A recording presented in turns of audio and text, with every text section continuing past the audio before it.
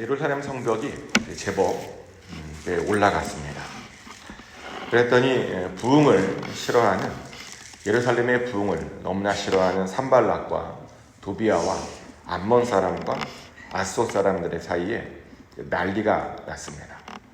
그래서 그들은 이제 어떻게 방해를 하냐면 고도의 심리전을 사용해서 그들을 방해하기로 하죠. 그들이 이제 한 고도의 심리전은 어떤 것이었냐면 부정적인 말을 만들어서 그들에게 퍼뜨리는 것이었습니다. 그들이 뭐라고 말했냐면 유다 사람들은 다 미약하답니다. 지금 그들이 겁도 없이 하루아침에 뭔가를 이루려고 한답니다. 그들의 쓰는 재료는 불탄 그런 재료랍니다. 그리고 그러다 보니 건축한 성이 이렇게 올라가도 여우가 올라가면 다 무너질 것 같답니다. 이렇게 부정적인 말을 만들어냈습니다.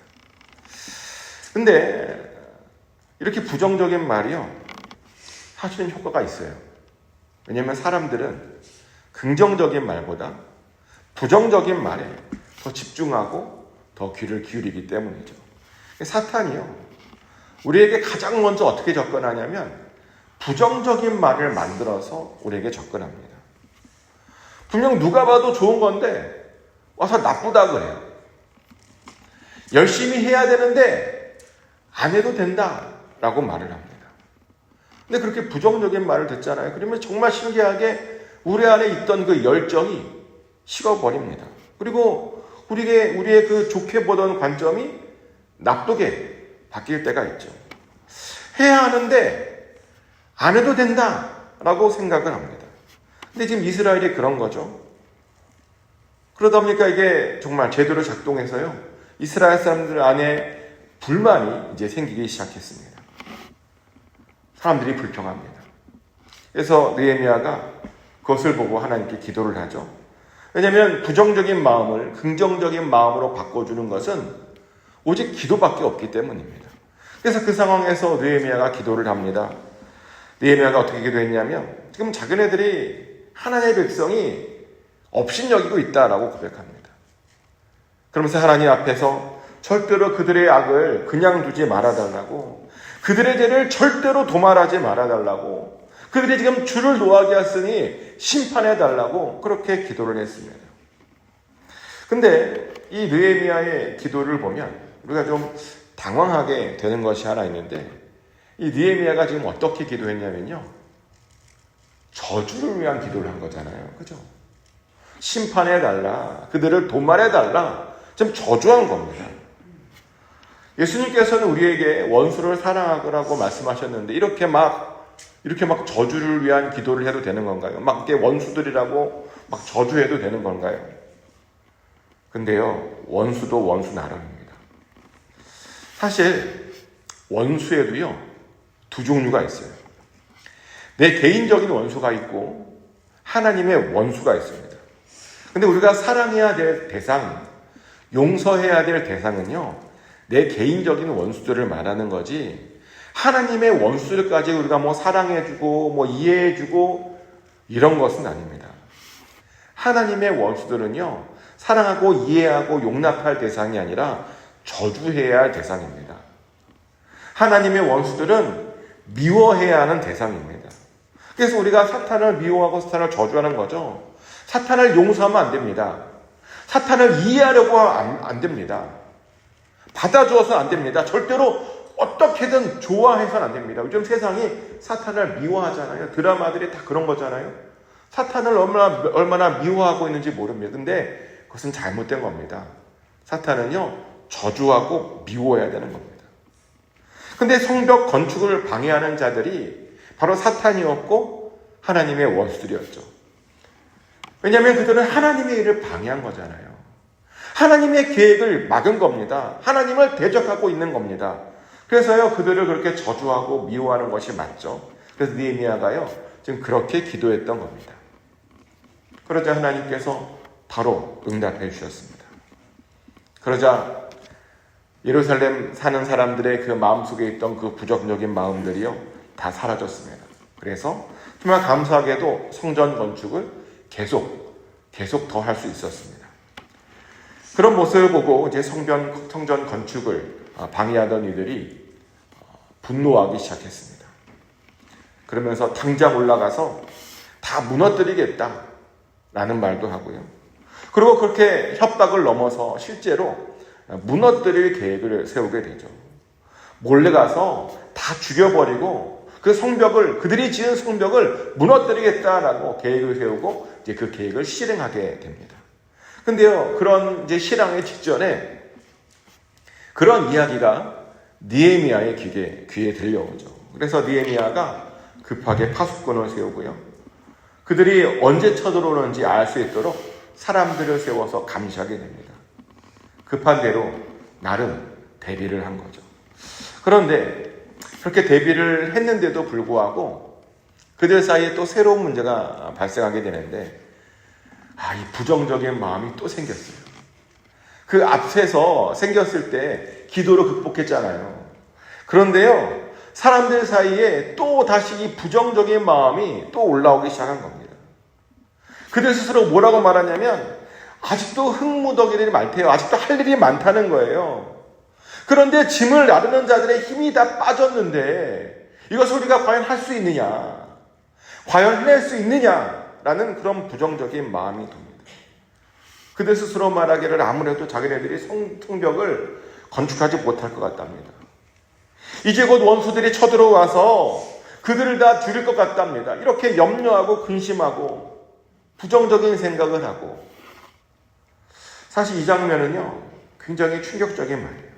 왜냐하면 기도해서 이거 극복해낸 거잖아요. 한번 과거에 그렇게 나쁜 말이 돌아왔을 때 기도해서 다 그런 부정적인 말을 없앴고, 그리고 느헤미야가 기도해서 그들을 저주했는데 또다시 이런 마음이 들다 보니요 여간 당황스러운 것이 아닌 거죠. 그런데요, 사탄과의 싸움이 원래 이래요. 악이 절대로 만만하지 않습니다. 악이 그렇게 쉽게 그렇게 없어지지 않습니다. 악이 그렇게 쉽게 무너질 것 같고 악이 그렇게 쉽게 없어질 것 같으면 이 세상이 진작에 좋아졌겠죠. 그런데요, 이 악은요 정말 밟아도 또 어디에서 나타나는 것이 정말 그런 악입니다. 그래서 우리는요 절대로 한순간도 방심해서는 안 됩니다. 우리가 항상 깨어 있어야 하는 이유가 바로 이런 것 때문이거든요. 성경에 보면 우리가 깨어 있어야 된다잖아요. 근데 깨어 있어야 하는 이유가요, 이 악이 언제든 다시 나타나서 언제든 어떤 모습으로 우리를 다시 공격하고 우리의 마음을 흔들 수 있으니 우리가 항상 깨어 있고 정말 잘 준비해 있어야 된다는 거죠. 근데 감사하게도 느헤미야가 그걸 알고 있었어요. 그래서 느헤미야가 그들의 그런 마음이 흔들리고 있는 것을 보고요, 다시 한번 그들에게 칼과 창과 활을 붙들고 버티게 합니다. 그리고 사람들로 하여금 그것을 들고 그들을 지켜주게 합니다. 그들의 부정적인 마음을 실질적인 대안을 제시해서 그 마음을 없애주었습니다. 근데 느헤미야가 이렇게 실질적인 칼과 활과 창으로만 그런 것은 아니고요. 느헤미야가 이제 또 다른 것도 준비했는데 그들에게 용기를 북돋아 주기를 결정하죠. 그리고 그들에게 명분과 동기를 다시 한번 깨닫게 해주려고 이렇게 결정을 합니다. 왜냐하면 지금 현재 이스라엘 상황은 어떤 상황이냐면 하도 막 방해하는 세력들이 있다 보니까 사람들이 용기를 잃고 두려워 떨기 시작했던 것이기 때문입니다. 그러다 보니 그들이 그동안 왜 성벽을 건축하고 있었는지 그 동기와 명분도 지금 희미해져 버렸기 때문이죠. 근데 방해가 심하면요 그럴 수 있어요. 사단이 격렬하게 방해하면, 격렬하게 대적하면요 두려움이 몰려옵니다. 그리고 왜 내가 이 일을 시작했지라고 하는 그 동기, 그 명분을 얼마든지 잃어버릴 수 있습니다. 그래서 느헤미야는 그들에게 용기를 주죠. 절대로 두려워하지 말라라고 말합니다. 그들은 두려워할 것이 아니라, 그들을 두려워할 것이 아니라 진짜로 그들이 두려워할 분은 누구냐? 바로 여호와 하나님이라고 다시 알려주었습니다. 그러면서 하나님을 기억하래요. 왜 하나님께서 그들로 하여금 그런 일을 하게 했는지 그 이유를 갖고 계신 그 하나님을 기억하랍니다. 지금 그들이 하고 있는 일은 그들의 형제와 그들의 자녀와 그들의 아내와 그들의 집을 위한 일이랍니다. 가족을 위한 일이랍니다. 그러니 그 가족을 위해서 열심히 싸우고 열심히 건축하랍니다. 느헤미야는 이렇게 다시 한번 그들이 왜 그것을 하게 됐는지, 무엇을 위해 그들이 하고 있는지 그 동기를 알려주었습니다. 그러자 놀라운 일이 일어나죠. 그렇게 알려주고 났더니 느헤미야가 대적들의 계획을 알고 있다라고 하는 사실이 대적에게 거꾸로 알려졌습니다. 지금 그들이 나쁜 꾀를 가지고 있다라고 하는 것을 느헤미야가 알게 된 것을 그 대적들이 알게 된 겁니다. 그러자 그 대적들이요, 그 공격하기로 했던 그 계획을 갑자기 취소시켜 버립니다. 그들이 품었던 그 나쁜 꾀를요, 그들 스스로 패하게 만들어 주신 겁니다. 근데 보면요, 하나님의 방법이 원래 이런 거예요. 원수들이 스스로 알아서 포기하고 스스로 알아서 무너지고 스스로 알아서 무너지게 하는 것. 사실 이런 것이 하나님의 방법입니다. 그래서 원래 하나님의 백성들의 삶이라는 것이요, 원래는 어렵지 않죠. 하나님께서 알아서 진행시켜 주시고 하나님께서 알아서 무너지게 해주시는데 뭐가 어렵겠습니까? 악한 원수들이 스스로 망하는데 사실 우리가 뭘 더 염려하고 걱정하겠습니까? 그게 사실 하나님 안에 있으면 우리가요 별로 스트레스 받을 일이 없어요. 하나님만 믿고 의지하다 보니 우리가 항상 평안하게 살 수 있는 겁니다. 근데 어떤 사람들은 보면요, 이상하게 하나님을 믿는다고 하면서도 스트레스 때문에 되게 힘들어하세요. 스트레스 관리가 안 되다 보니까 여기저기 막 아프고 두려워하고 걱정하고 염려하고. 근데 그건 하나님의 백성들의 삶이 아닙니다. 혹시라도요 스트레스 때문에 힘들어하고 있다면 반성하셔야 돼요. 나에게 믿음이 있나 없나, 내가 정말 하나님을 믿고 있나 없나 반성하셔야 됩니다. 반드시 자기의 믿음을 점검하셔야 됩니다. 하나님께서 해주십니다. 하나님께서 해결해 주십니다. 근데 이 말이요, 그렇다고 하나님께서 다 해결해 주시니까 나는 아무것도 하지 않아도 되는 거냐, 뭐 그런 말은 아니에요. 사실요, 일에는 두 가지 종류가 있습니다. 하나님께서 하시는 일과 내가 해야 할 일, 이렇게 일에는 두 가지 종류가 있습니다. 그리고 우리가 해야 할 일들은 우리가 해야 합니다. 느헤미야도 그것을 잘 알고 있었어요. 그래서 기도로 하나님께 맡겼지만 또 그는 자신이 해야 하는 일들을 묵묵히 했습니다. 느헤미야가 해야 하는 일들은 뭐냐면 사람들을 무장시키는 것이었습니다. 실제로 느헤미야는 수하들의 절반만 일을 시키고 절반은 무장시켰습니다. 그 절반에게는 갑옷을 입히고 창과 방패와 활을 들게 합니다. 혹시라도 다시 올지 모르는 그 적들을 대비하게 했습니다. 그리고 백성들도 무장시켰습니다. 그 백성들에게는요, 무기를 들고 일을 시켰습니다. 허리에 칼을 차고 손에는 병기를 잡고 그렇게 일을 하게 했습니다. 그리고 나팔을 부는 자도 자신 옆에 있게 했습니다. 그리고 언제든지 나팔 소리가 들리면 사람들이 그 나팔 소리가 들리는 그곳으로 몰려가서 함께 대적하게 했습니다. 이렇게 느헤미야는 자신들이 해야 하는 일들을 열심히 했습니다. 왜냐하면 그래야, 우리가 해야 하는 일들을 해야 하나님께서 도와주시는 거거든요. 나는 아무것도 안 하고 하나님의 도우심만 바란다? 아니요.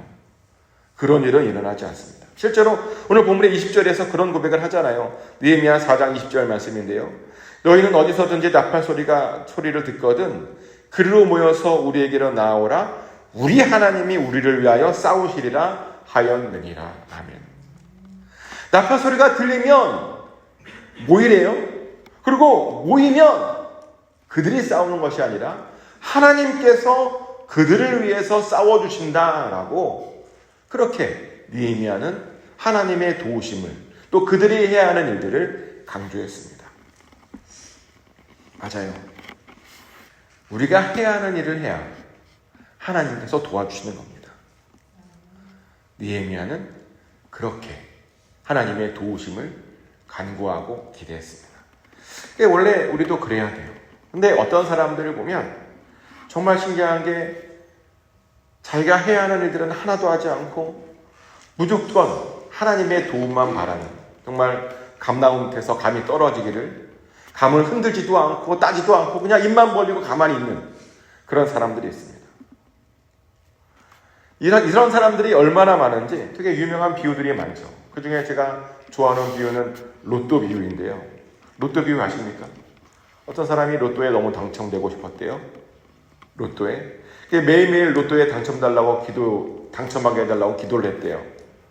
그리고 하나님도 그 기도를 듣고 그래 로또에 당첨시켜줄게 하고 결정했대요. 근데 하나님께서 결정하셨고 그가 기도했는데도 그가 로또에 당첨되지 못했답니다. 정말 신기하죠. 하나님께서 결정하셨는데. 근데 왜 로또에 당첨되지 못했냐면 그가 로또를 한 번도 사지 않았기 때문입니다. 로또를 사기만 하면 당첨시켜줄 텐데, 그가 해야 하는 일을 좀 하면 당첨시켜줄 텐데 로또를 안 사서, 그가 해야 하는 일을 하지 않아서 하나님께서 도와줄 수가 없었대요. 하나님의 계획이 이루어지지 않은 겁니다. 이 비유의 의미는 우리가 해야 하는 일들은 우리가 제발 좀 하라는 겁니다. 하나님이 할 수 있는 것 말고 하나님께서 우리에게 바라시는 것, 그 정도까지는 우리가 해야 한다는 겁니다. 느헤미야는 그걸 잘 알고 있었습니다. 그래서 그는요, 그들이 할 수 있는 것, 그들이 해야 하는 것, 그런 것들을 최선을 다해서 했습니다. 그랬더니 그런 방해에도 불구하고 마침내 그 성벽을 재건할 수 있었습니다. 그래서 여러분들에게 질문 드립니다. 하나님께서 우리가 하기를 원하시는 것들이 있죠. 어떻게 잘하고 계십니까? 우리가 하기를 바라는 것, 그것에 대해서 현재 최선을 다해서 하고 계십니까? 그것을 위해서 무엇을 어떻게, 얼마나 열심히 하고 계십니까? 최선을 다하셔야 됩니다. 남들이 보기에 야, 너 왜 그렇게까지 해? 라는 그런 말을 들을 정도로 해야 합니다. 느헤미야가 그랬어요. 아마 우리가 그 모습 봤으면 느헤미야 말렸을 거예요. 아니 왜 그냥 일을 해도 되는데 왜 그거 무기를 들고 하냐고 우리는 말렸을 거예요. 근데 그렇게 하는 겁니다. 남들이 보기에 왜 그렇게까지 해? 라는 그 말 들을 때까지 하는 겁니다. 그 정도로 최선을 다해야 어떤 일이 일어나는 겁니다. 축복하는 것은 꼭 최선을 다하셔서 하나님의 도우심을 언제나 받으며 사시기를 축복합니다. 그래서 여러분들이 소망하는 것, 기도하는 것, 원하시는 것들이 다 응답받게 되시기를 예수 그리스도 이름으로 축복합니다.